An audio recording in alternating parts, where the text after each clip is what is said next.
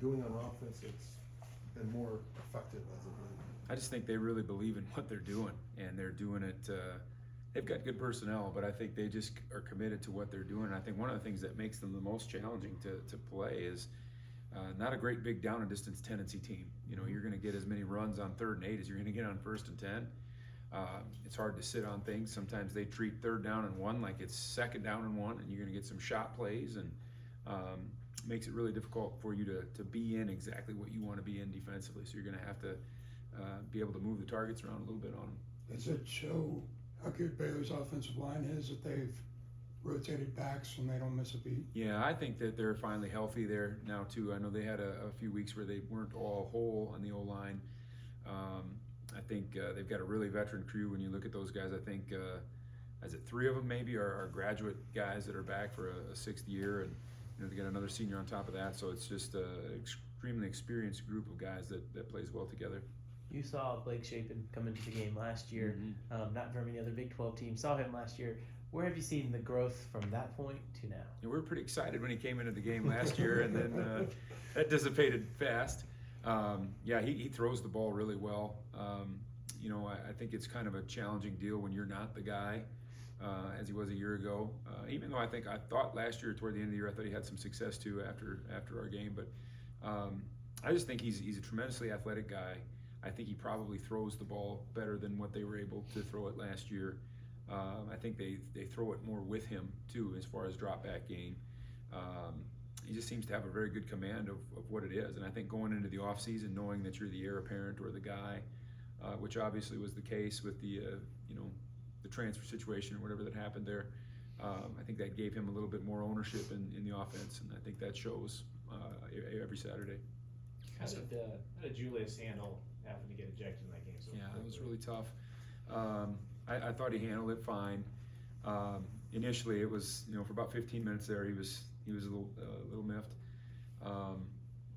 But it definitely took some wind out of our sails. At least initially, I thought our guys did a pretty good job of not letting it affect them long term. I thought it was kind of an initial shock there for a series. Like, damn, it's the 4th play of the game. Those things happen. I don't think it was malicious. I don't think it was the wrong call for the record. I can see how they'd call it and keep it. It certainly wasn't anything he was trying to do. Those things happen. Just the fact that it happened on the 4th play of the game, I think that probably was the worst part about it. You guys have obviously struggled a little bit. Stockton, Kendra Miller, Bijan, those are obviously incredible backs, but can you take anything from those struggles against those 2 teams going into another effective rushing offense? Yeah, we're gonna. And I think this program's getting to the point now where those games are going to be more and more frequent. Those big time games that that you have to win a Big 12 championship. And I think our guys see where we're short. We can't tackle the way that we tackle. And I'm not putting any of the blame on the players. I take full responsibility for everything that happened there. We've got to put them in better positions to make plays. But we've got to make as many plays as they do. And the fact of the matter is, some of their guys made some really good plays. I thought the backs in particular, and we didn't. It was uncharacteristic of us. What made you guys have more success in the second half as opposed to the first half? Well, I think especially that first. Honestly, the first 2 series, it was kind of Murphy's Law. Just anything that could possibly go wrong, and not massive, colossal things, but little things that obviously get magnified when you're going against really good players.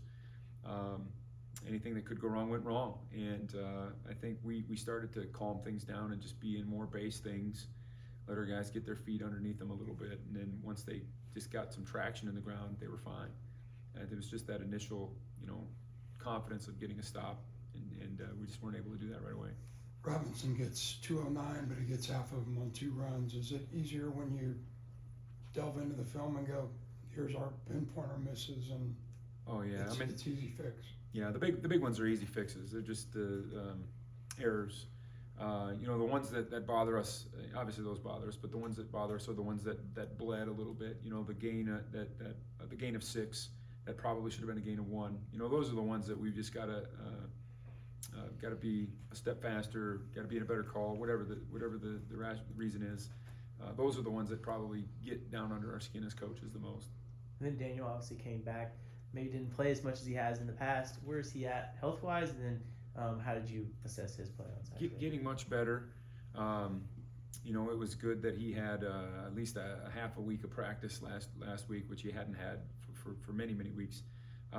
He's better this week yet, even than he was last week. I think he came out of the game probably a little sore, but better than he was a week ago this time.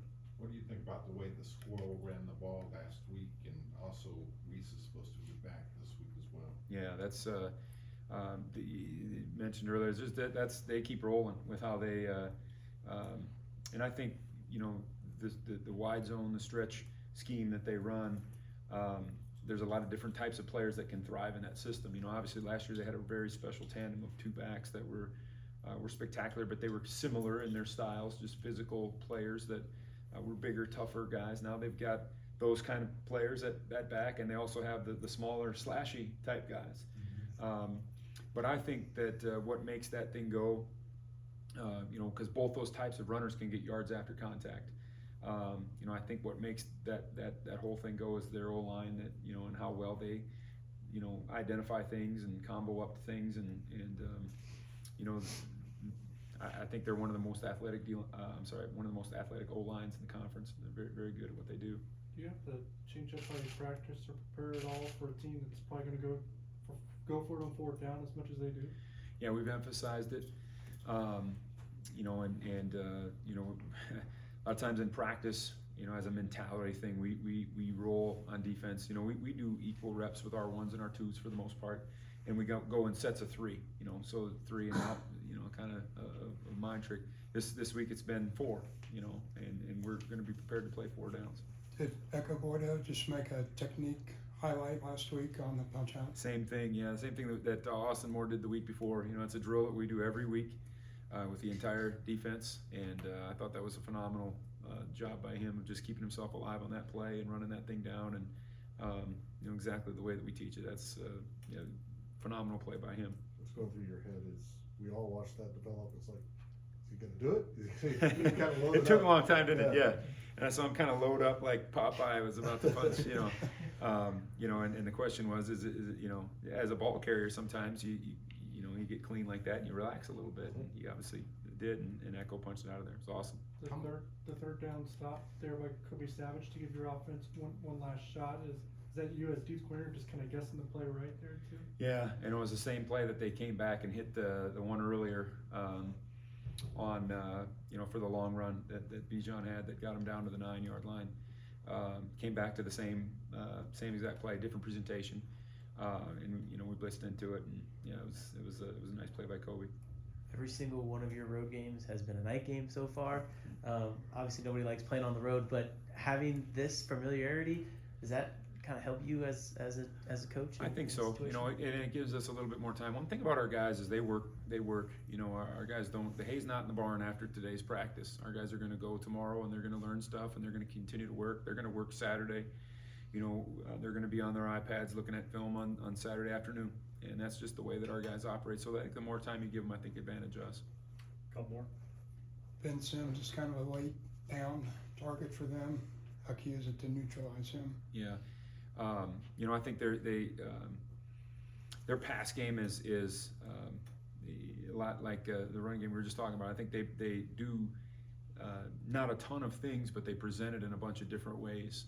And so, you know, I don't know if it's as much the individuals as much as it is, you know, trying to get the quarterback to throw the ball where you want the ball, and having us dictate that through our coverages. Anything else? All right. Thank you, guys. Thanks, John.